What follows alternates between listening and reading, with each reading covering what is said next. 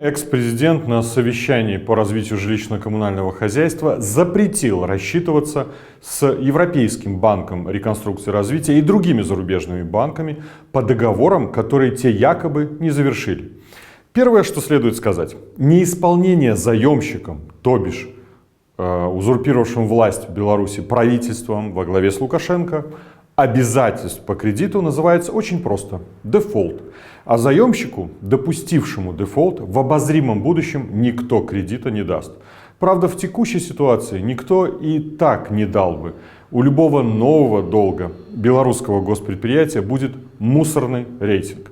Однако по сложившейся практике большая часть подобных кредитных договоров предусматривает так называемый кросс-дефолт. В результате просрочки платежа по одному договору заемщик должен досрочно выплатить полностью все остальные кредиты и другим кредиторам.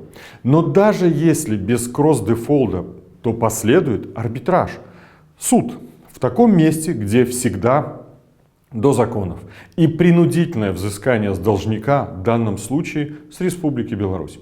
Когда помощники доведут это до сведения своего руководителя, его мнение может и измениться.